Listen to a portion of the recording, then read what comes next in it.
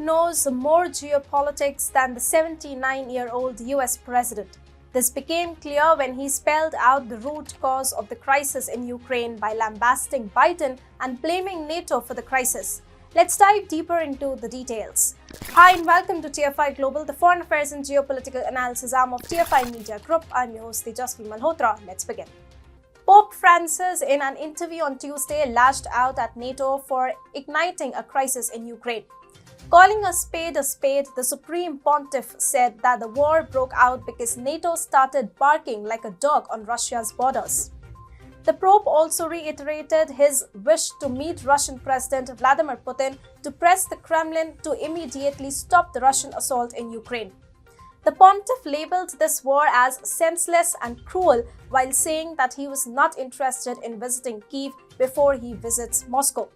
The Pope said, "I'm not going to Kyiv for now. I feel I shouldn't go. I have to go to Moscow first. I have to meet Putin first." Pope's statements over the Ukraine crisis have made two things more than clear. First, NATO is responsible for this senseless war in Ukraine. And second, dialogue with Putin and not Ukraine's Zelensky should be the West's priority if it wants to stop the war. Pope's statements also suggest that Joe Biden-led US has failed its people and the West in the handling of this crisis. It was Joe Biden who set an eastward expansion of NATO in motion and who provided financial and military aid to Ukraine that aggravated the miseries for millions of Christians in the two nations.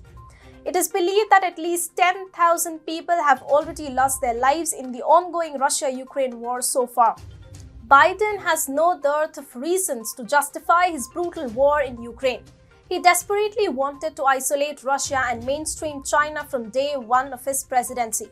So he kept poking Putin in Ukraine just to rattle Russia as to create a pretext for an escalating war in Eastern Europe. Moreover, we have to admit that the war in Ukraine has come as a blessing in disguise for the military-industrial complex in Washington, D.C. As previously documented, 6 Democratic American congressmen are earning handsomely from the disaster that has struck Eastern Europe. There's a reason why so many American legislators aren't ashamed to have commercial ties with the defense manufacturing industry. It allows them to make a lot of money. Since the invasion, shares of Lockheed and Raytheon have risen by roughly 16% and 3%. The largest player in the UK and Europe, BAE Systems, was up 26%. For America's cash-strapped deep state, this conflict is a godsend. That's why this chastening by the Supreme Pontiff can be called a major setback for Joe Biden, a Catholic president himself. Since the US is called the de facto leader of NATO, Joe Biden has now come into the crosshairs of the Pope. It's a big deal for a Catholic president who managed to come to the Oval Office only because Catholics threw their weight behind him. In the 2020 election, Catholic voters accounted for a significant 22% of the electorate, a crucial demographic for either candidate to secure. But Biden clearly benefited from the group as per a Newsweek report. Joe Biden is quite open about his Catholic faith. He had quoted Saint Augustine in his inaugural address and Ecclesiastes 3 in his presidential victory speech. So he isn't expected to cause disasters in the nations like Ukraine and Russia.